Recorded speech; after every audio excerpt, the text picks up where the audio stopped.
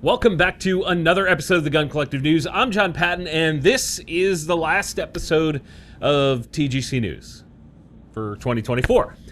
I just want to say a massive thank you to everyone that watches these videos every single week and supports what we do here. This is quite literally not possible at all without you guys.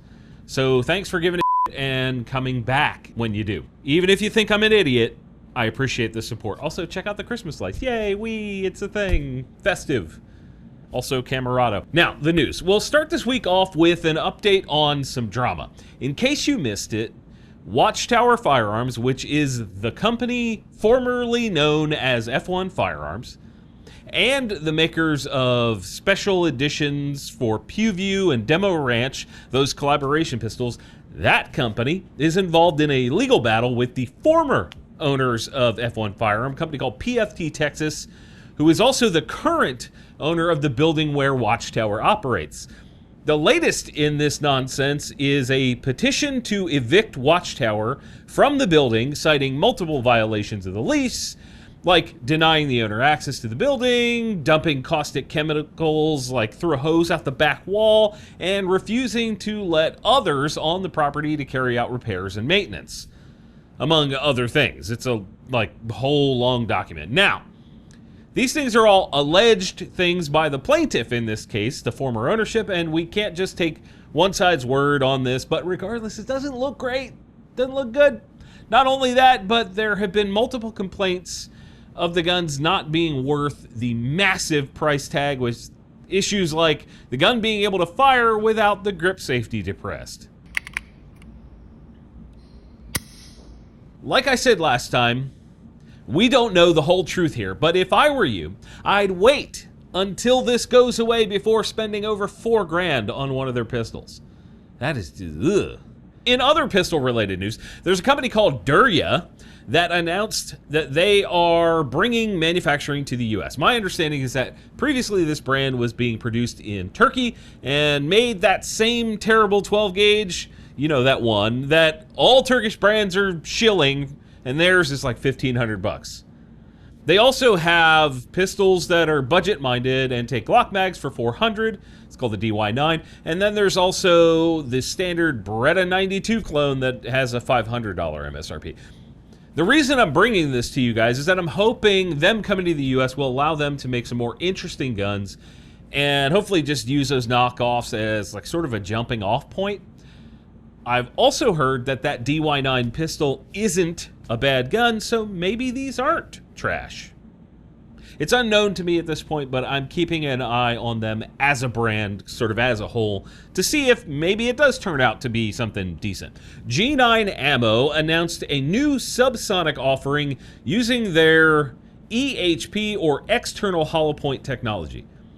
I carry a somewhat similar bullet design from Lehigh Defense, the Extreme Defender bullet, and that's on me every day, and I love this concept. This new load from G9 is pushing a 126 grain bullet downrange at 1,020 feet per second. Now, I don't know about you, but having a subsonic home defense round, that sounds appealing to me, especially when you're using a can, and if this bullet is effective at those speeds. I haven't tested that, so I can't say if it is or is not. MSRP on a box of 20 is $37. Not horrible. And for reference, their supersonic 9mm offering with this style of bullet is an 80 grain version going almost 1,500 feet per second. Veridian and Keltec announced a joint venture where the RFX11 optic is now rocking the Keltec logo on the side. This in and of itself is not interesting. However, I think the larger picture here could be. We have seen a huge jump in almost generic Chinesium flavored optic brands this year, right? It seems like every other week I'm getting an offer to review one from a new company that only sell on Amazon, and they're all selling pretty much the same stuff. This type of partnership, I think, will be where brands start to differentiate themselves. Veridian has been around for a while, and I actually do like their optics, but they're not actually that much different than, I don't know, like 10 other budget branded optics out there. I don't think this category of optic is going away anytime soon, and therefore it's probably best to support brands that support gun tubers you trust and other brands that you trust. I'd love to get your opinion on this topic in the comments below.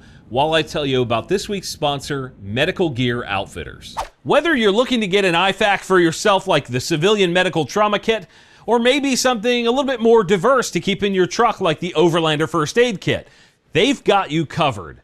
They even have one called the Mom First Aid Kit that has everything you can think of for minor boo-boos all the way up to major trauma.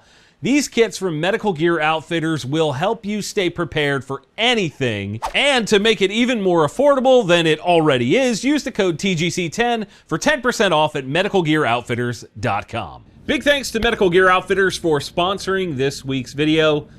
We love those guys. It's fantastic. Love having them support us and you support them. It's cyclical. It's kind of rad. Now, how's about some new guns?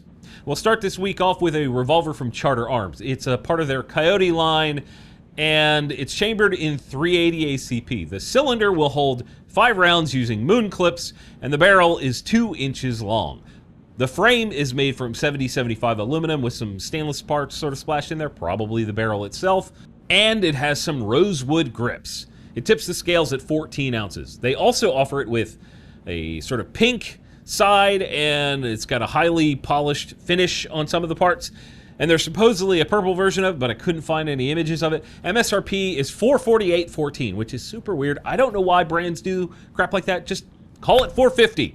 Whatever. It's a .380 revolver, so it won't have a ton of recoil, and maybe that'll work for people that can't rack a slide but somehow still want a .380. I don't know. Moving on from there, Ruger is back in the news this week. It's not another Glock clone like it was last week, which, by the way, totally mixed comments on that from you guys. Some people were like, this is great, I'm totally in favor of this, and some of you guys were like, this is terrible.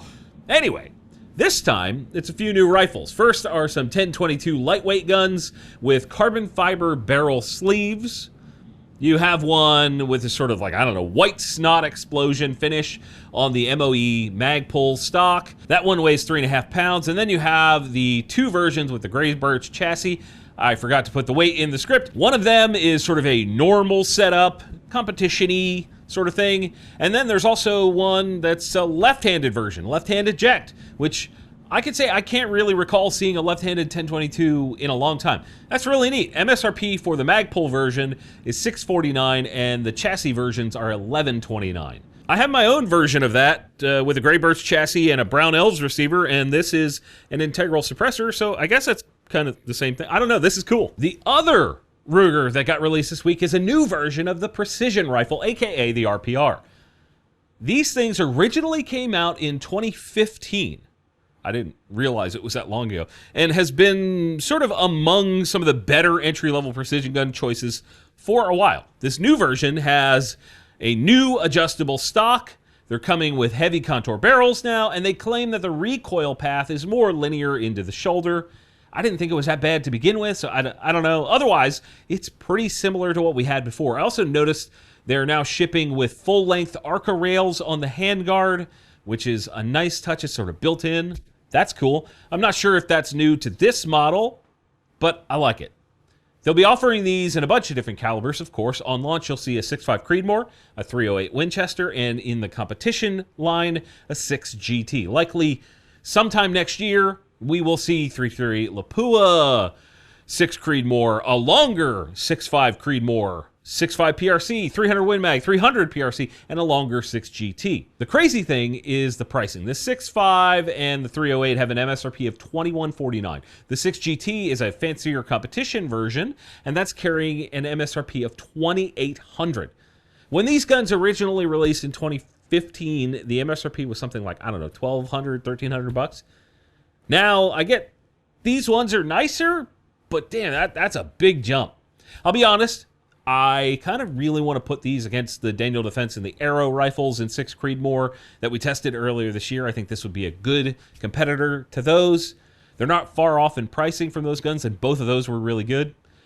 If you want to see that, hit like on this video, and I'll reach out to Ruger and see if we can get one. And we have another new gun for you guys this week. It's from EAA under the Girsan lineup. This gun looks like you took a Canic and told it to disguise itself as an M&P. This is the MC9, but it's called the Disruptor X. Now, That's a gun name I could get behind. It's silly, it's fun, and it's not a bunch of numbers and letters. It has a 4.6-inch threaded barrel and takes 17 round mags, although the bottom of the grip sort of looks like it has a spacer, and maybe it also takes shorter mags, or that's a mag well.